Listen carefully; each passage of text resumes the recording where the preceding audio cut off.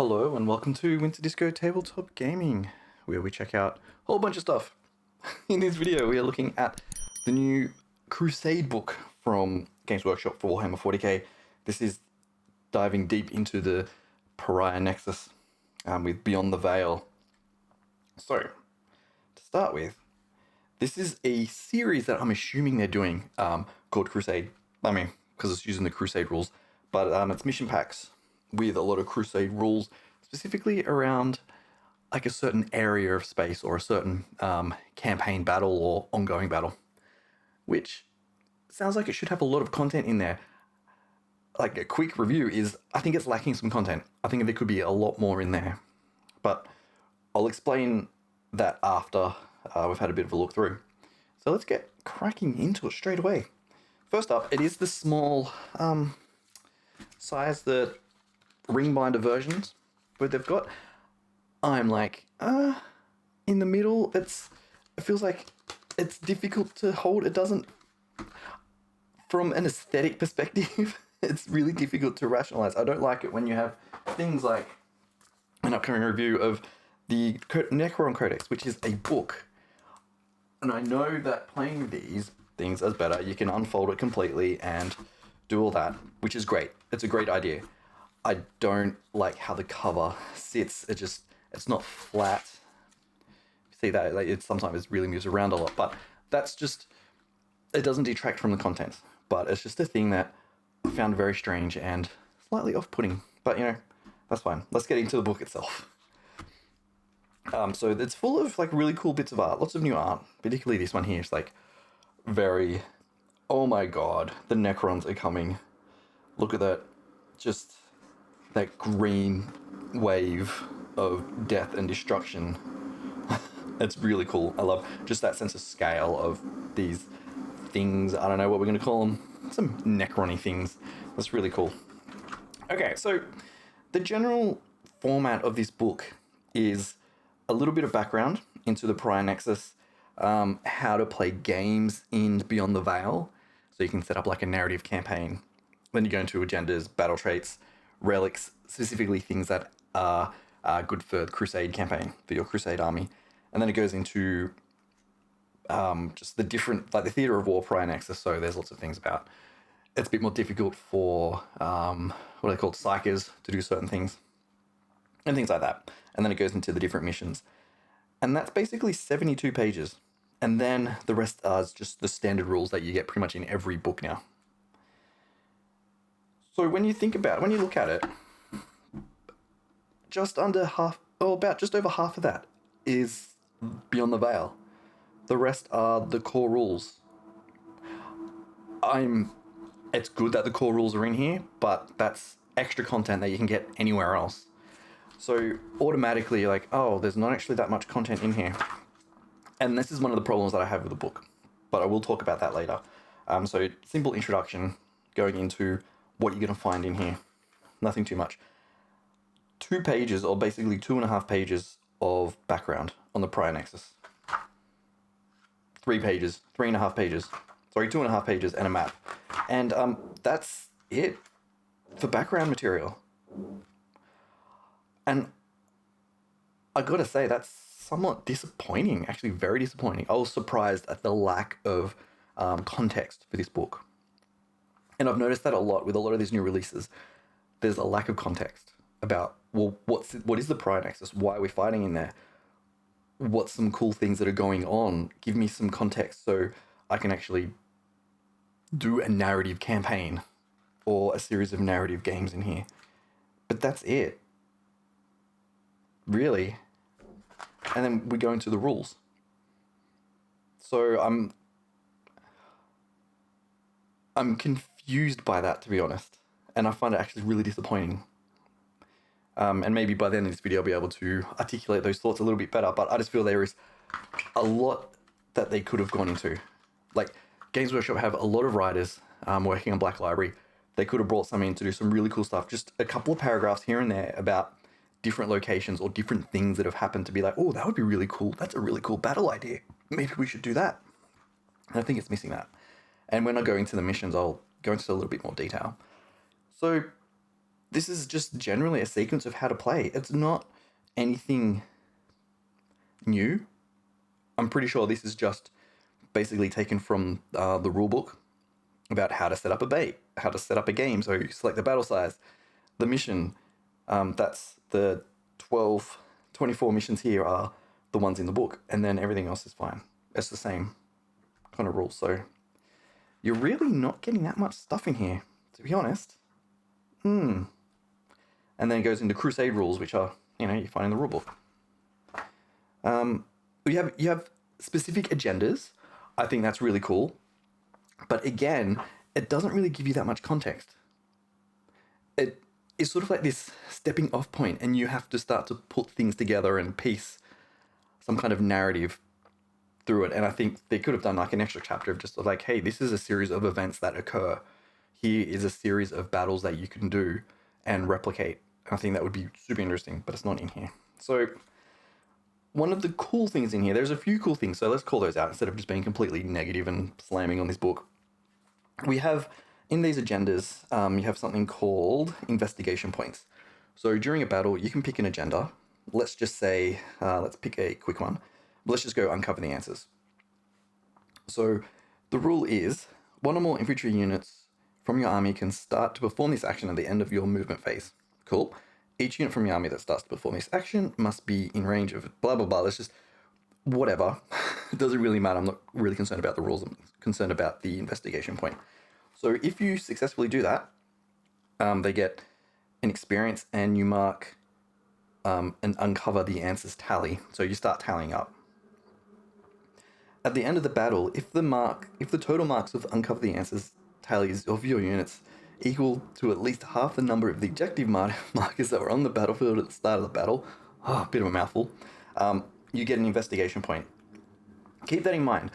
You get these things called investigation points, and I imagine in other Crusade games you will get different types of points, like, let's say, glory points or honor points, or if you're in some kind of, I don't know, faith crusade, you'll get faith points. Whatever it is, there's just some kind of currency that you do get. And you do have different types of things. So then through Warcraft, through the stillness, something to do with psychers. So they can do certain actions, and they get more investigation points, and psychic beacons to do some more things with psychers. So I'm not going to go too much into this, even though this is sort of a core of it, because I want to focus more on the overall idea. So remember, you get investigation points. So what we'll do, we'll come back to the battle traits and the relics of the Nexus, because this is where the thematic comes in, which is really cool. So battle scars 2, they're very specific to the prior Nexus. So with your investigation points, you can do some cool things. You can spend your points to study an artifact, which is very cool. And if I remember, we'll come back to that because that's actually a really cool thing. And you can spend these points to do different things. So with mental conditioning, you can remove a battle scar, which is very cool. Supply cache, you can increase your supply limit, which is awesome. Things like that. And then you can buy relics and get extra acquisition points. Yeah, so you get these investigation points, you spend them, and one of the important ones is study artifact. So you can spend points to roll on a reward. So let's go back to, we'll come back to battle traits, we'll talk about the relics. So on this page we have a few relics. Not a lot of relics, to be honest. We've got a Blackstone Ankh, Solar Shift Core, Hieroptic Staff, Rod of Lambent Energy, and Spear of Darkness.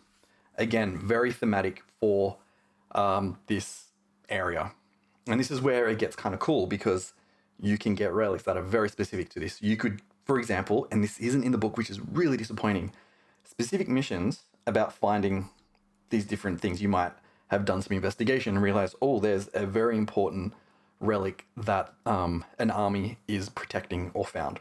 You could do a whole battle just to find that. I think that's a really cool idea. So specifically around like the Rod of Lambent Energy, you could do a whole campaign just to try and pick up, well, not a whole campaign, but a series of games to pick up that item. So that's a cool idea. But what all these have is an unlocked section. So, and you unlock them by using this study artifact. So you can spend your IP points, your investigation points, and then you roll. So when you roll, you can roll a dice. So at the end of the battle, you roll 1d6 for each of the relics of the Nexus. On a 6, you unlock that power. So for example, let's pick up one of the cool ones. Let's just go for the Blackstone Ankh. I won't read out like the actual flavor text, but it gives you an idea about. You could reskin it to whatever you want. Doesn't matter. So each time a model in the bearer's unit would lose a wound as a result of a mortal wound, roll 1d6. On a 6, that wound is lost. That wound is not lost. However, if this one is unlocked, it's on a roll of 5+. So it just increases your odds.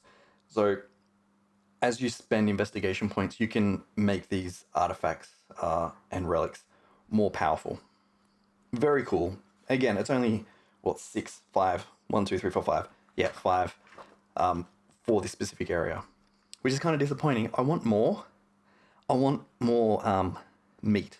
There's a lot of bones in here, but I want more meat. So let's look at some battle traits. So again, I imagine that in a future Crusade book, a lot of these will be similar, but they'll just be reskinned. So you got bones there. So like the Throes of Rage, it's a battle trait for a monster unit. So when making an attack with a model in this unit, an unmodified hit of 6 causes 1 additional hit. So the flavor text itself is, the prior Nexus has driven this beast into a frenzy, lashing out at nothingness that surrounds it as its soul is slowly smothered. You could reskin that. Just say they're going to do something about Bol with the Blood Angels and demons and things. You could do the same rule, you just change the text. So, that's what I mean about there's a lot of bones, and the meat itself is interchangeable. And that's where I'm somewhat disappointed. Like, seriously, there's, for battle traits, there's 1, 2, 3, 4, 5, 6. That's it. And yes, you have access to all the other ones in the main rulebook and the specific codex. We only have the Space Marines and the Necron one at the moment. But there's not a lot of meat. Again, we battle scars. Like, there's only very specific ones. So, Creeping Chill, an insidious lethargy has seeped into these warriors, barely responsive to the shouts of orders or the death around them. Their expressions are distant and seemingly soulless. Very cool. Change that text for another area.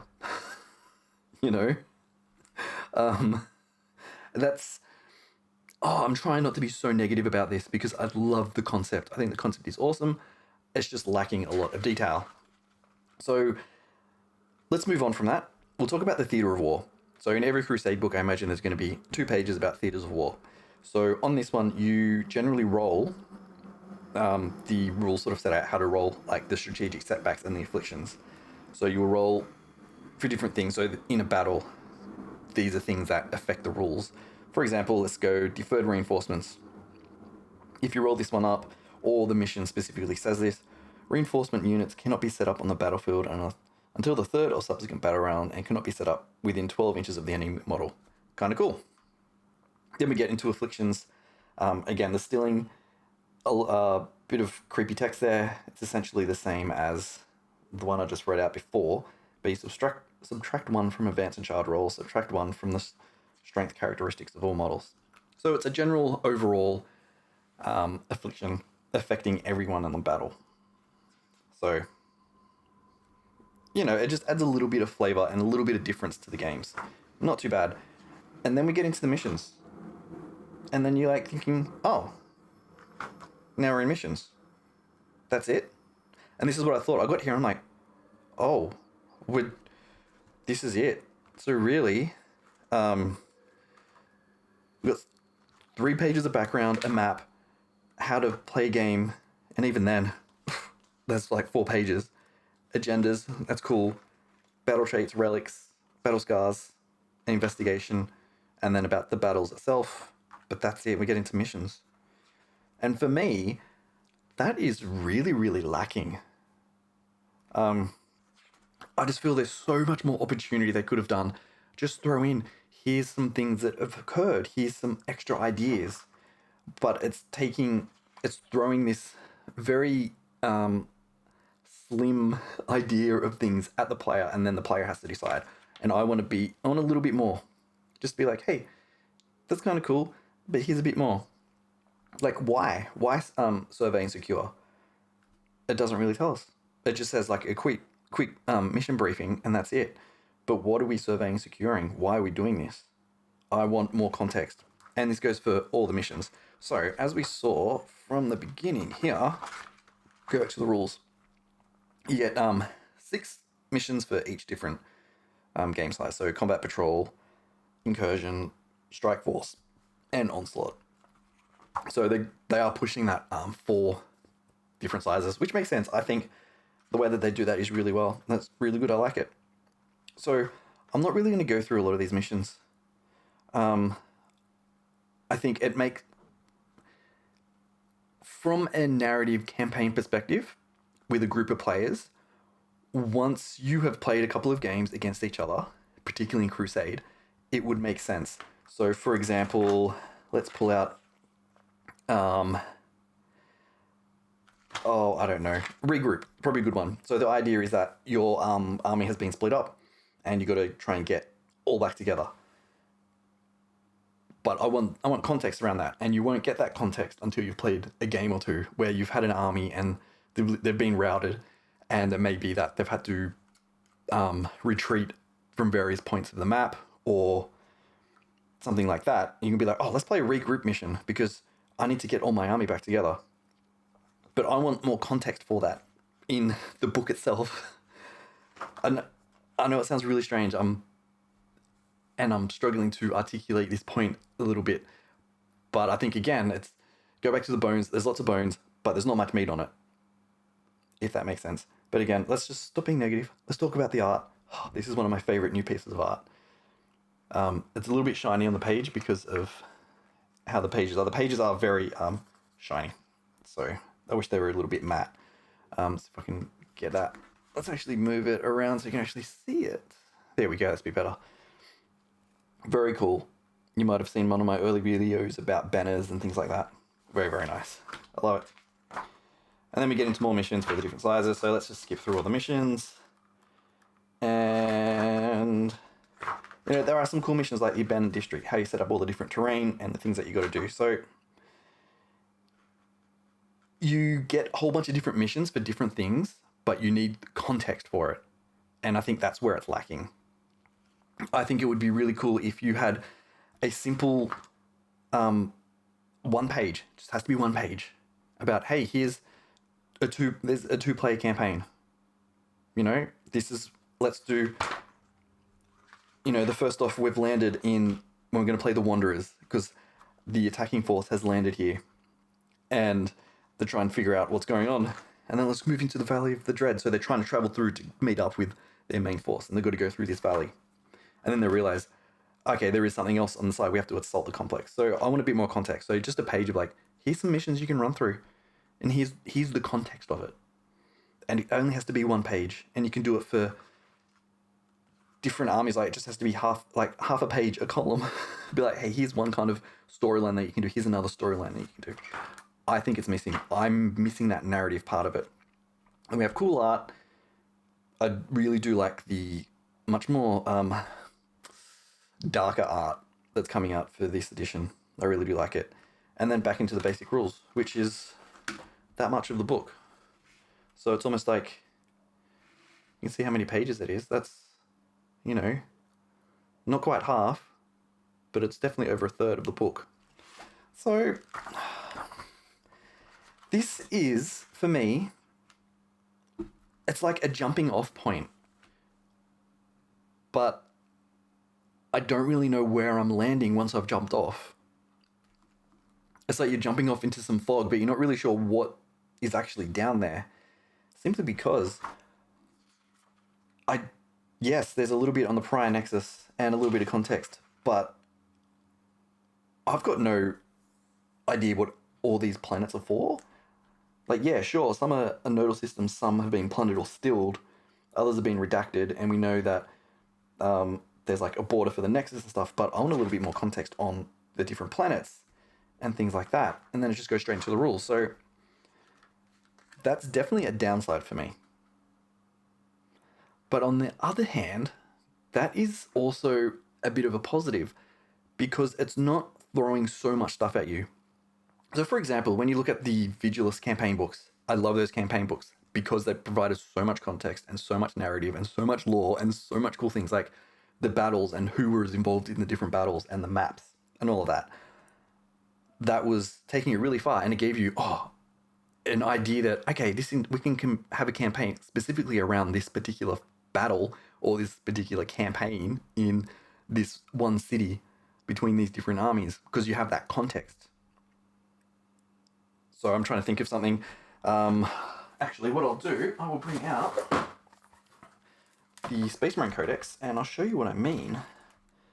So I can find some pages. So this page here, Warzone Sithosa, it gives you, yes, it's very similar to the Warzone prior in Beyond the Veil, but it gives you an idea about who's battling there.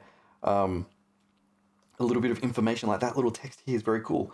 Different things about the different chapters, some more communications, just a little bit more context. And you found a lot of that in the Vigilus books and in the current rule books. And I love that idea. It gives you just a bit more information. So here we have Damnos. So the third war for Damnos. Again, very similar, but you do get this. Here's the battles. Here are the battle forces. I think that's really cool. And in Vigilus, you had the opposing forces and what they did and what they attempted. And with the Genestealer cult, how they insidiously got into all the different forces and where they were and where they're positioned. I want that kind of context in here. You don't get that. It's too open-ended. It's too lacking in that meat. It gives you Warzone Prior. Yes, we have Stilled Worlds and things like that. And here's some planets. And then straight to rules. But also, that's also freeing. Because you do have, let's go Last Stand. Okay, the missions are very thematic, that's fine, but it lacks that narrative. Last Stand will come up because it presents itself in your campaign itself. But I also want context for this. Maybe there is an army there and you can fight out that battle based on that information. Because you've been given a force list and things like that. And again, I want more battle traits, more battle scars, and more relics, things like that. I just want more meat.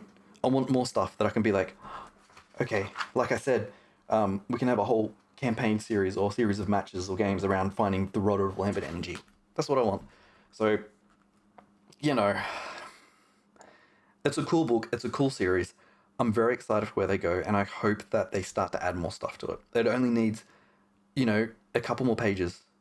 We don't need all the rules in the back. We really don't.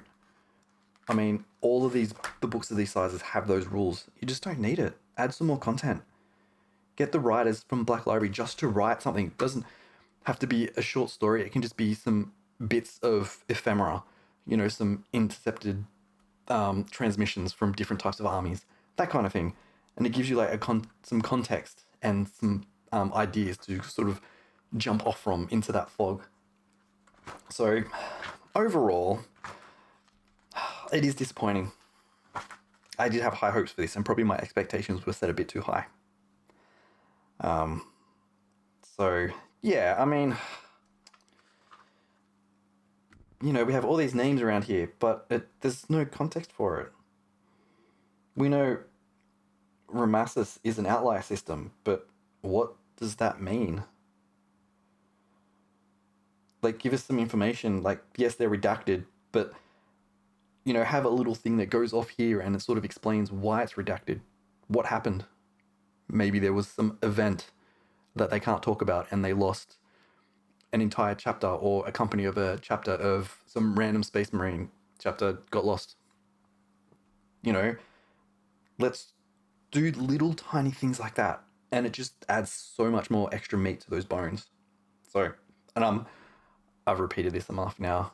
I'm just repeating myself, so let's wrap this up. It's cool for what it is, I guess. And I'm excited for the future of the series. So, yeah, I mean, it opens up a lot of possibility. So, I'm excited. We'll see. But for the next book, I'm going to keep my expectations low because I think I'm going to stick to the series, the format that they've got, and I'm sure they've already got the next ones lined up, and they'll release one probably every 3 or 4 months.